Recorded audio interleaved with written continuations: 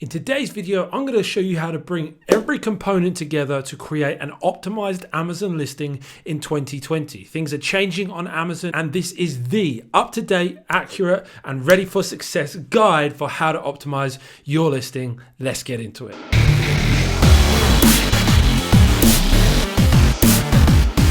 All right, guys, welcome to the video today. As I say, we're going to be looking at bringing all things optimization together to create a perfectly balanced and beautifully optimized product listing for your Amazon listings today.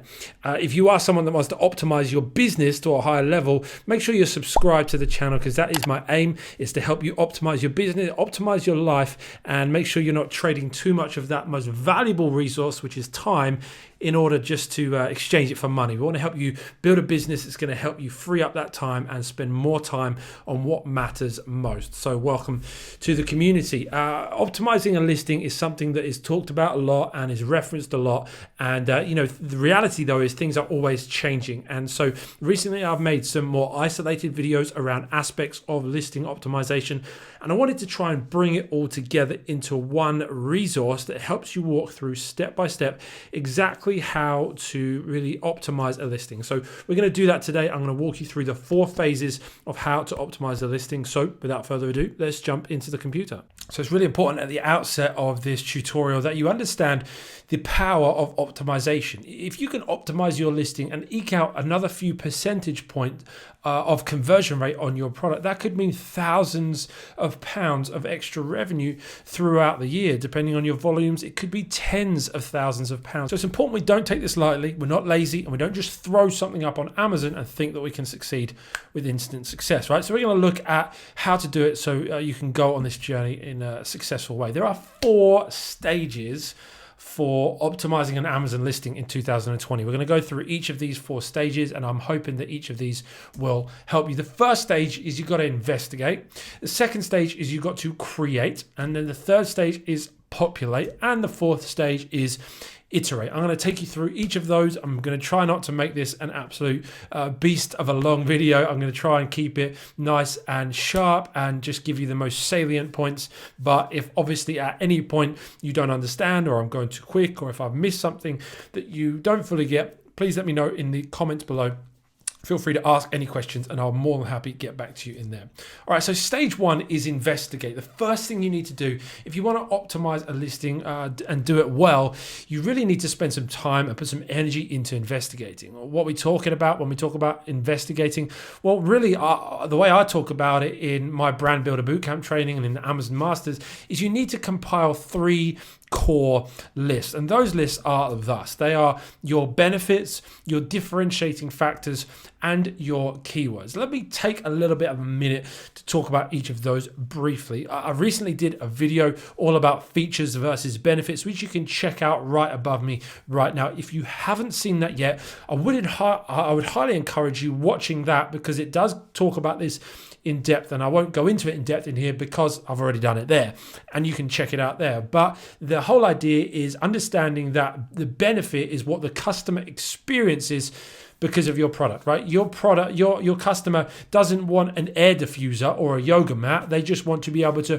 perform their yoga moves, with comfort, or they want to be able to have a nice aroma in their home when they get home from work. They don't want like a physical air diffuser unit. They don't care about that. They care about the end result. So it's important that we as marketers, we as people selling products to a consumer, that we understand what is the goal they're trying to achieve with this product and communicate to them how our product is going to help them do that.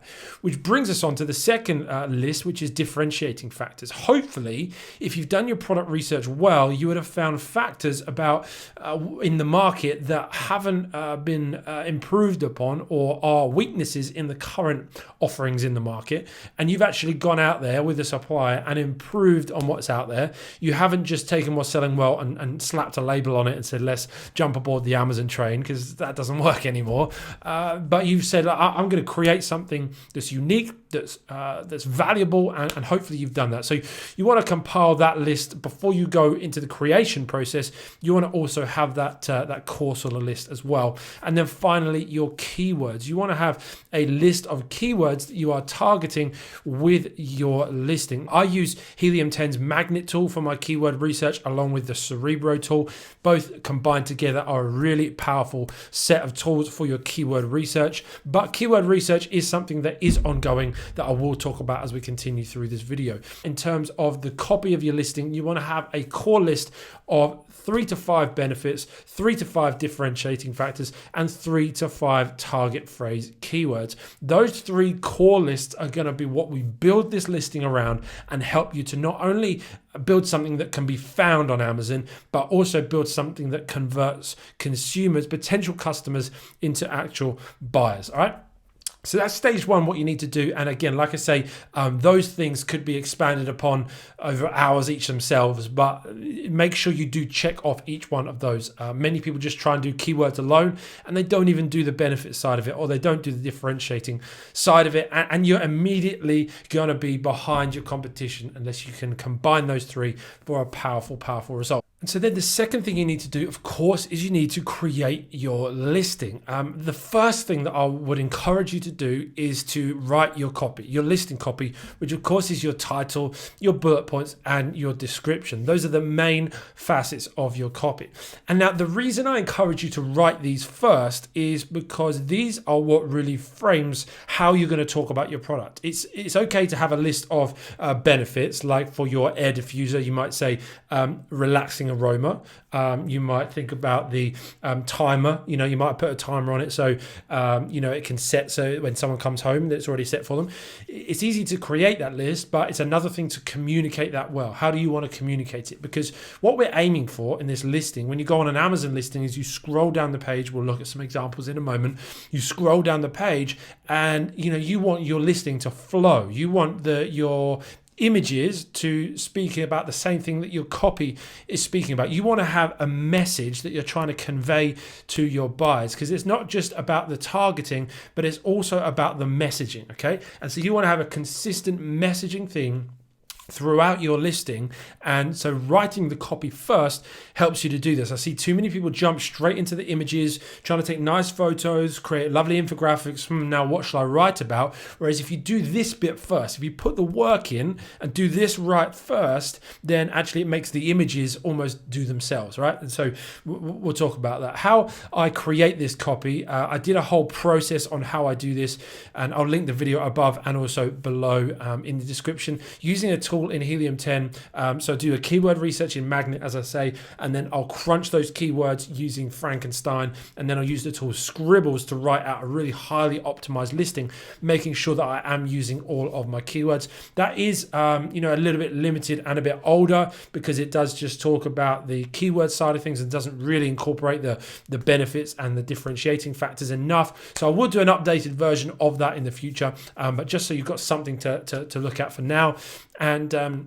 And so you want to do your copy first. You want to take your list of benefits, your list of keywords, and your list of differentiating factors, and you want to build your copy around them. You want to make sure that your title contains your 2 to 3 main keyword phrases that you're targeting. It also contains, wherever possible, one of the, if not 2 of the key benefits of your product, and then you're going to move on to your bullet points. And here you've got 5 bullet points to be able to write about your product. Here's an example of a brand that are doing things really well. I come back to Anchor time and time again because they're a really successful example of a private label brand, and they're doing like $500 million in revenue globally.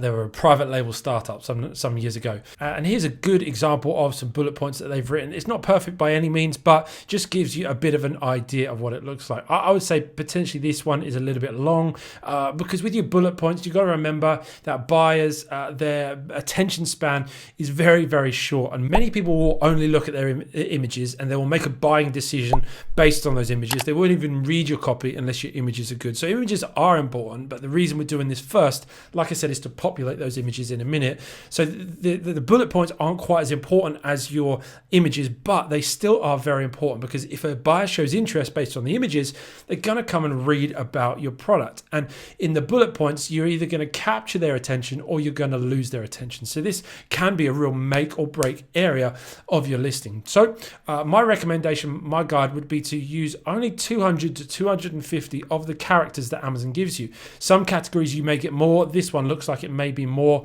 than 250, maybe just about on the border there, but generally it's usually about 2 lines of text for 250 characters. So I would aim for no more. If you can keep it down to 200, whilst also including relevant keywords, you got to find that balance, right? There's no formula for it. You want to avoid keyword stuffing and making it spammy. You don't want to just list out keywords to show for more things. You want to make it engaging. You got to find ways of doing those things, and it is a balance, it is an art.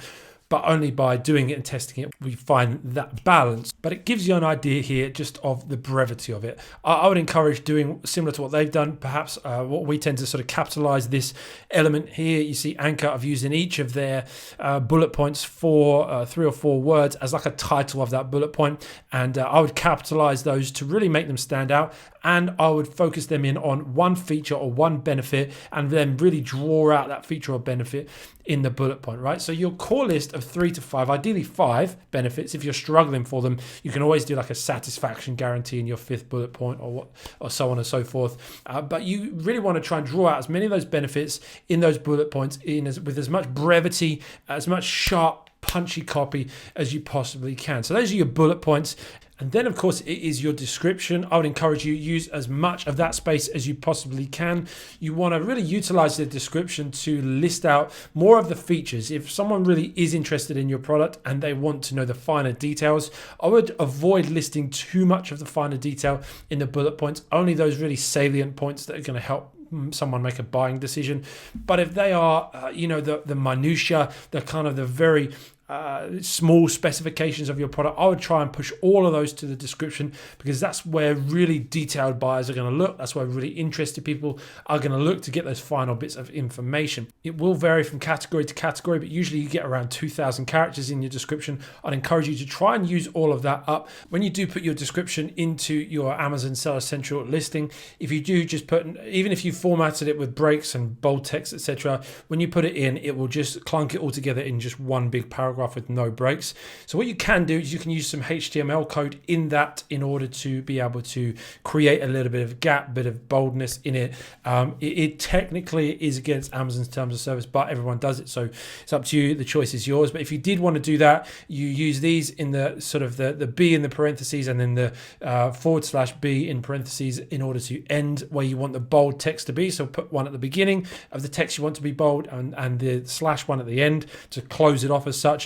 And then the BR in the parentheses will give you a line break. So if you have a line of text, if you want to just go directly to the line underneath it, you put just one of those BRs. But if you want to leave a gap, so you might have the title and then a line gap, and then the next line, you're going to need to put 2, because the BR is kind of like the enter button or the return button on your keyboard. That's kind of the function that it has in that written text. So if you wanted to use that in the description to make it lay out a bit better, that is how to do that. So you've created your copy and you spent time over this. You thought about, how can I communicate my benefits? How can I communicate the differentiating factors? And how can I incorporate as many relevant keywords as possible into this copy? Now what you should have is a really clear, defined view of how you're going to sell this product, the messaging behind this product. And then what that gives you the opportunity to do is to take that messaging, which is core to how you're going to sell this product. Like if you've done your work on this, you've done your homework, then this is going to be the key stuff that's going to convert potential buyers into actual buyers. Therefore, what better place to put that than the images? And this is why I say do your images second, because you're going to be able to create that messaging right the way through your images. And most customers will make their buying decision from the images. So it's important that not only do you have high quality, but your messaging also runs consistently through it. Let's take a look at images for a moment. Firstly, you're going to need to look at your main image. Now, I did a search for dog lead as an example for this. Don't ask me why I chose dog lead, but I tried to think of something.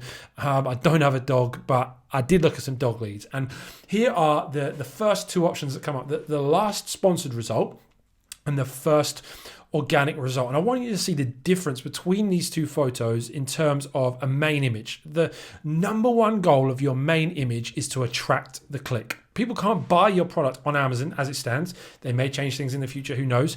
And unless they're using Alexa, people can't buy your product without physically visiting your listing on your page, right? So if your product shows up in search results but doesn't attract the click, then it's a waste of time, okay? And so you see this one here, this is a poor main image in my humble opinion. Apologies to this brand if you're watching, but this image here is a great main image. Now, strictly speaking, don't hate in the comments, there are some non-TOS against TOS things here, like they shouldn't have this text here, they shouldn't have this 100% quality badge here, and actually it's actually against terms of service, unfortunately, to have these little swatches to show the different colors that are available here.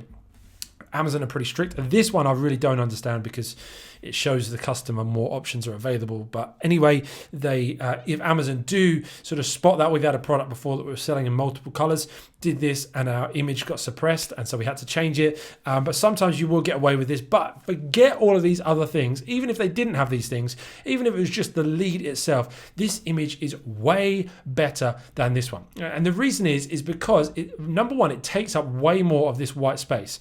The white box is ending just under this Amazon's Choice badge, when I took the screenshot, and you can see it ends just above the text here. So you see they've expanded their product right out into all of the edges of the white. Now, the TOS states that you have to have your product displayed on a perfectly white background, okay? It has to be pure white, brilliant white. And the reason is because that's a very clean look for Amazon. The background of Amazon is white, and so it all blends in together. And what so many people do is they think that I'm going to have this sort of square around the product, and therefore I need to, just reduce it inside that square so it's got a bit of a border around it, so it's a bit neat. And no, what you need to do is you need to fill as much of that space. You need to go up and just literally leave a few pixels of white around the edges of your product to make sure that this fills up as much space as possible. If you watch my recent listing optimization video, you'll also see that I talk there about using more of a portrait format to really stand out in mobile. So that's something to consider as well. You can check that video out for more thoughts on that. But for this video, for main image, the theory behind it is you got to fill up as much space. And you see, if someone's scrolling through, especially on mobile while the images are smaller, this image is going to pop way more. It's going to stand out. There's obviously not loads of color in it. They've tried to do some stuff that's against the terms of service that they may get caught up with about. But even if it's just this lead versus this lead, me personally, I'm going to go with this one every time because it just stands out. It pops more. There's more to it. It's just a much better, in my opinion, main image. So with your main image, and remember, it's all about attracting the click. So do whatever you can. Get creative. Put your packaging in the background if it's relevant.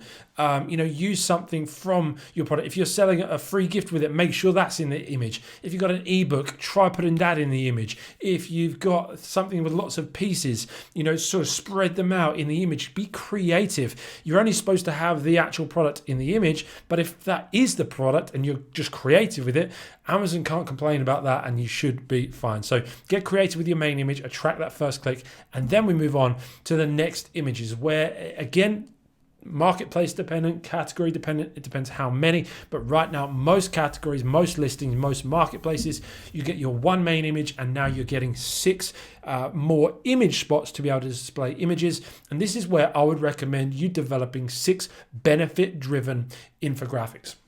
Now, see, remember what I talked about before about writing your copy, understanding the benefits, understanding the buyer messaging that you're going to create. And this is where it comes into its own, because you want to create infographics like this. Now, these aren't perfect, but they are a darn sight better than what most people are doing. And this is probably why this dog lead, which is the same one as the image I showed you before, is ranked number 1 and the other ones aren't ranked number 1. This is probably why this one's selling around 1,000 units a month and the other ones are not, because it has clear buyer messaging. If I'm looking for a dog lead, one of the first things I'm going to be looking for as a dog walker is a comfortable handle, right? You want a dog handle that's not going to, a lead handle that's not going to tear your hand to shreds when your Rottweiler is running all over the place trying to eat baby squirrels, right? You want to have something that's comfortable, and so they point that out. A lot of dog walkers, especially in the UK right now in winter, the middle of winter, it gets dark at about lunchtime. And so they're going to want to know that they can have the visibility of the lead at nighttime. And they display this. They understand what the buyer's looking for. They have these features instilled in their product. They, in my opinion, they don't do a great job of communicating the benefit of that. They only really talk about the feature, but that's why you're going to dominate and you're going to do really well, because you're going to go one step further. But you see these infographics, they are informative, they're eye-catching, they're engaging, they're not trying to say too much. Sometimes people will try to say too much and pack these infographics with crazy amounts of text trying to fit it all in. No, it needs to be punchy, sell it with the key benefits, the key differentiating factors, and when you add those to your listing, combined with that main image and the copy you've written, you are off to a great start. But there is more you can do once you've got images and your copy. The next thing you can do is work on your A+ content. And now A+ content is a feature of selling on Amazon that is reserved for those who have brand registry. And in order to get brand registry, you need a registered trademark. In the UK, the process takes around 2 to 3 months to get a registered trademark, and then another few days to get the brand registry approval with Amazon. In the US, it can take anywhere up to 9 months, although recently Amazon have introduced a fast track program to get brand registry before your trademark has been processed, although as I've seen, it is very expensive. But once you've got your brand registry, you can create A+ content, which will really help you to be able to expand on the benefits, to create more value for the customer, and really help with your conversion rates. I'll show you a couple of examples of this A+ content. Back here on the dog lead, you can see that they're utilizing this to sort of add a load more features, a load more pictures, and talk about a load more features. Again, don't do much on the sort of the benefit sort of side of things, but it's a good opportunity to be able to share more about the brand and really promote the features and the strong points of this product. So they're doing an okay job with this one, nothing too amazing. Anchor are doing a bit of a better job in my opinion. They've got some great sort of nice big bold imagery there, which is great. Images obviously always help with conversions, and then they really do make the most of this. You get 5 modules with the new A+ content structure. So you've got this big image here, and then you've got these. They're using 3 of these modules to do like a image and text feature to it, which obviously they've got loads of information in here about the product, which if you're buying earphones and there's a lot of technology involved in it, that's going to help you really be able to explore what those things are. And then they've got this final one here, which is like a comparison between the different models. A+ content is a more of an advanced feature and advanced strategy to be using. I would recommend using it as soon as you possibly can, as soon as you got that trademark through. But when you do come to use it, I would recommend using a combination of the blocks that really are mobile optimization friendly. And now there are around 15 different blocks, but these are the 5 that I would recommend to you. You can obviously screenshot that, read those, note those down. When you do come to create your A+ content, only use one of those 5. Those are the 5 that we've tested that actually look good on mobile. The rest of them, just the layout, the way it looks, it really doesn't make the most of it on mobile. And as I discussed in a recent video that I mentioned and linked earlier, the mobile optimization is absolutely key for success on Amazon. So Stage 2, the final one for stage 2 is your price. You're going to create that initially, and hopefully if you've done everything that we've talked about by now, you'll feel confident that you can set your price at a decent level. You don't have to come in at bargain basement level in order to compete, but actually you can set your price at a healthy level. You may not be able to charge the most in your niche because you may not have any reviews, and there may be things to fight against there, but at least you feel like, now, you know what, I've done some great copy, I've talked about the benefits, I've done some good images that feature those things, I've got my messaging clear, it's a good quality product, I'm differentiated, I'm not going to charge bargain basement prices.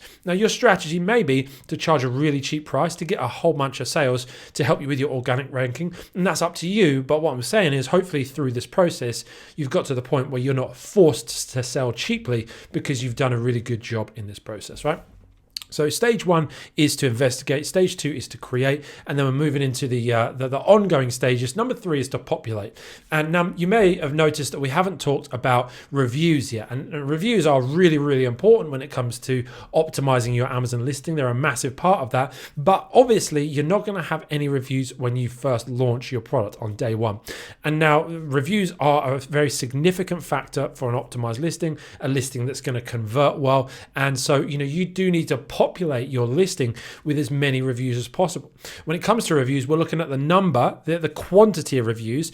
And in order to get more reviews, there's a whole bunch of different methods and strategies you can use. The most often used ones are that we use in our business. We put inserts in all of our products. We do follow-up emails to all of our orders for all those buyers that haven't opted out of communications. We have a customer list that we follow up with once we know that they've bought. We do rebates when we're launching a product. We'll do like Facebook offers and offer to give people products for a certain discount and rebate them a certain amount of money once they've made the order, and then we'll follow up them through ManyChat and other features like that in order to be able to review the product. So there's so many ways to go about review generation in your business. I would say focus on 1 or 2 to begin with, and then add more to your repertoire as you go, so that in time that you've got 7, 8, 9, 10 different ways that you are generating new reviews from your customers, because reviews are still an incredible part of the incredibly important part of the optimization facet on Amazon. So that's how to increase the number of your reviews. But also you're going to want to focus on the rating of your reviews. You want to make sure, for an optimized listing, of course, the best rating you can get is 5 stars out of 5. You really want to aim for an absolute minimum of 4 stars. If your rating goes below 4 stars, it's really going to start to harm your conversions. If you're in a competitive niche, it may even begin harming them at 4 or at 4.5, depending on where your competition's at. If you're in electrical products, probably 4 or 4.5 is going to cause you to stand out. If you are in a product niche that has a whole bunch of people with 5 stars and you come in at 4.5, you're likely to not convert as well. And again, it's not cut and dry. It's not going to mean you're never going to convert, so don't freak out if it does happen. These are things that are incremental. All of this together is going to make a massive difference. Each one of these things on their own is not going to revolutionize or destroy your business, but optimization isn't about overhaul. It's not about wholesale changes. It's about making those little changes that are going to bring you improved results, right? So always be working on the rating of your reviews. If your reviews do drop down below a certain level that's going to stop you converting as well, I'd highly recommend try doing everything you can, focusing as much energy as you can into generating more 5-star reviews. And now again, there's lots of ways to do this. The main way you can do this is by just having a good product. And so when you think about an optimized listing, you got to remember that by doing the hard work in creating a good product, in sourcing a high quality product, you're making your job in this phase a whole lot easier. So it's something to consider over the long term.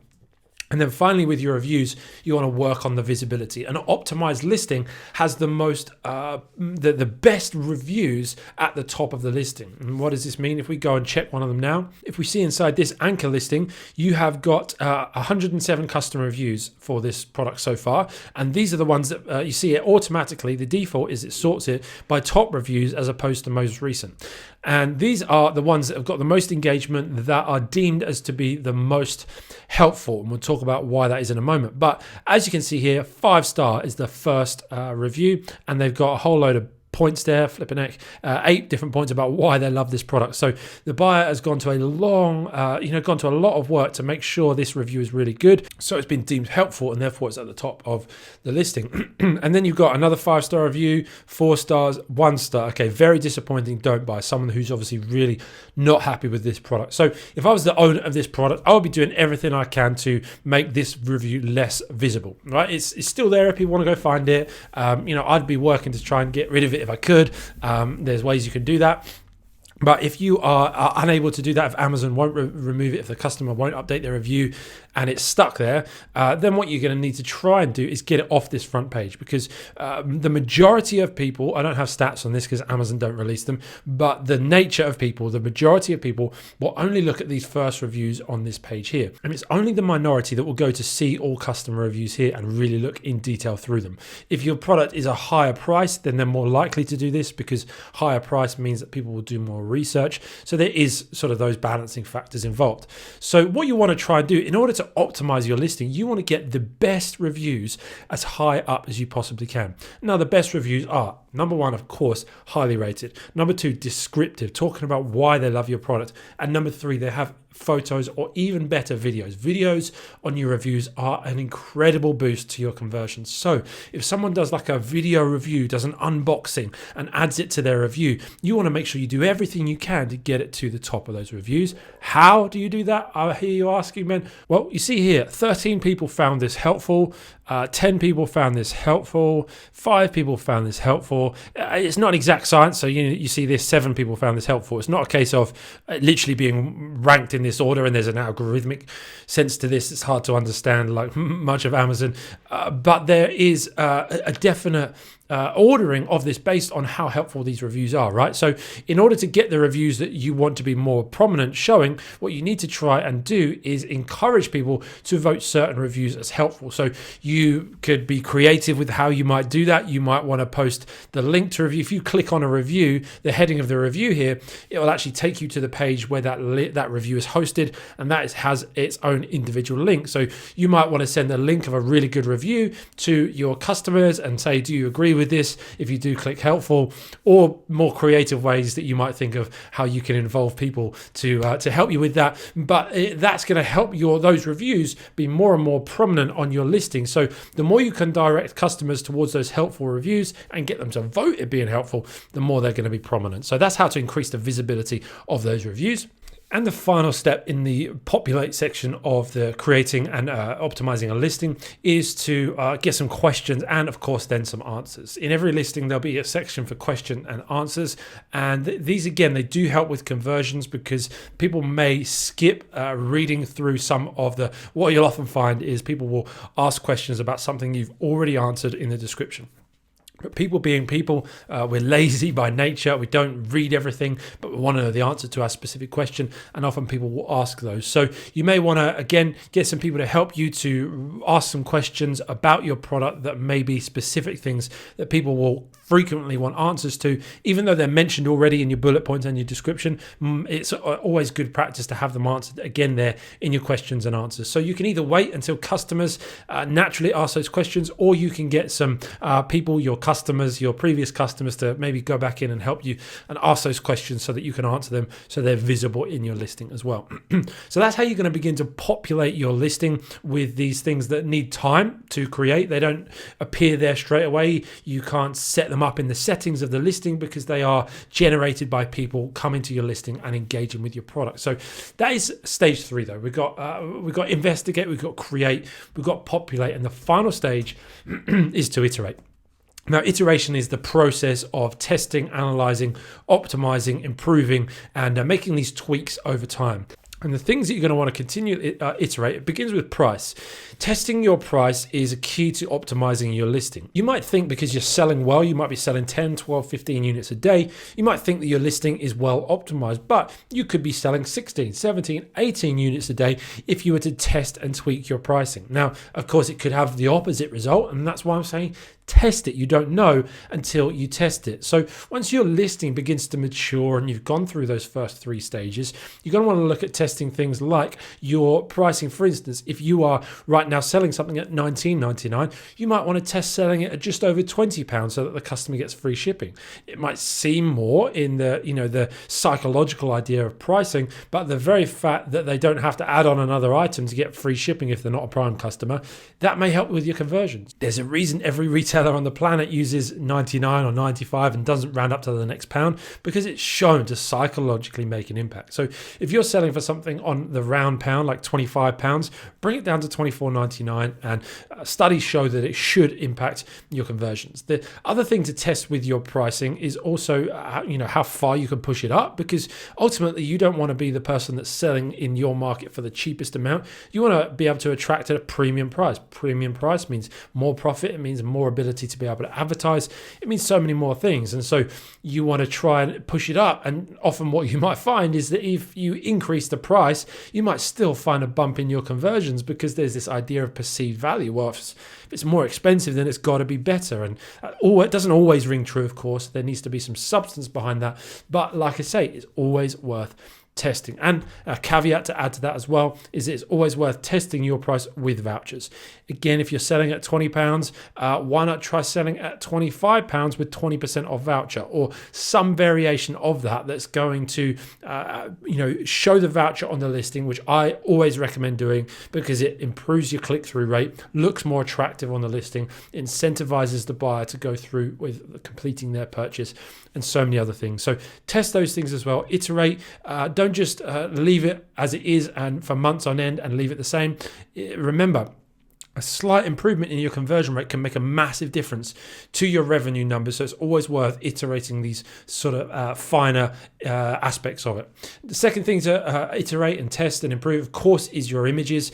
You might want to test one main image for a couple of weeks and then try a different main image that maybe shows a different feature or includes something that the other one doesn't. Compare them against each other for a couple of weeks. Try not to change more than one thing at once when you're iterating, when you're testing. Try not to change more than one thing at a time, otherwise you won't know what's made the difference, if it does make a difference. But when you've got your images, 2 weeks of one, 2 weeks of the other, then you can go back, look at the data, see which is causing a higher conversion rate or more of a click-through rate, and you can sort of identify a winner that way. Same with your infographics. If you got 6 spaces, maybe get 8 or 10 made up and then switch between them, change through, see which ones convert the best. Test, and then test some more. The benefit you're going to find when you test this stuff right throughout the year is that when it comes to peak traffic times like Prime Day, Q4, that you're going to have your testing nailed, and you can really be prominent and really see some incredible results. And then, of course, your keywords. If you're finding new keywords through your PPC, if you're doing research and you're discovering more and more keywords, make sure you are continually looking at that copy, ways you can improve it, ways you can add more keywords while still selling the benefits and flowing without it sounding spammy. And of course, that flows into the copy like we just mentioned. So iteration is not a one and done thing. It's not a one time create a listing, and then you're done. It's 4 stages. You've got to put the work in to investigate, create something really good, and then you've got to populate it with good reviews and some questions and answer, and then really dedicate yourself to iterating that listing, to really going through that continual process of optimization. Your listing is prime real estate. It's going to have traffic coming to it. And the more you build that up, the better impression you give your product on that listing, the more conversions you're going to see. I used to work in real estate, and I remember the first property I went to go and sell. It was a studio flat, and it was cheap. It was derelict. It was horrible. They had like hundreds of bin bags of rubbish that they got out of the place. It was like a repossessed property. It was disgusting. And we really struggled to sell it because of the way that it was presented. And then I would go to other homes and they were beautifully presented and they would fly off the shelf. And the reason is because so much of the time is because of the presentation, how we present it when someone comes through the door. And I would meet with homeowners and they say, I want to sell my house. I would look at the way they presented it. I would think, really, do you? Because of the way you presented it. And sometimes, unfortunately, I see that with Amazon listings too. People say, I want to sell products on Amazon. And then I look at their listing and I think, have you really put the work in to make this presented in the best way possible? When someone comes through the door, clicks on your Amazon listing, are they going to like what they see, or are they going to be straight out the door in the car and on to the next property? Hopefully you understand the analogy, right? It's about presenting the benefits, presenting the messaging of this product, the difference it can make, why it's the best possible option, and continually testing and improving that so that in time the value of that prime real estate just continues to go through the roof. Obviously, this is just a YouTube video, so there's a limit to how much we can actually cover in the time we have. I dread to think how long this video is going to be when I sit down to edit it, but hopefully that does help you in some way to some extent. If you have found value in it, I would love it if you would hit the thumbs up button just to let me know, and hopefully it can help some other people too by them seeing it because of that. And if you do have any questions, make sure you leave them for me in the comments section below. Be more than happy to chat some more. I've also got some a free video training series which you can grab in the link in the description below. The Brand Builder Bootcamp is a free, completely free, no credit card required training series on how to launch a brand on Amazon. We talk more about optimizing a listing, pulling out benefits, selling more products, all that kind of stuff in there. It's about 2 hours long, and you should find it really, really helpful. You can find the link in the description below or just over here. And of course, if you're not yet subscribed, hit that subscribe button with those notifications on. 2020 is going to be a big year. Can't wait to see you soon in the next video. I'll see you real soon.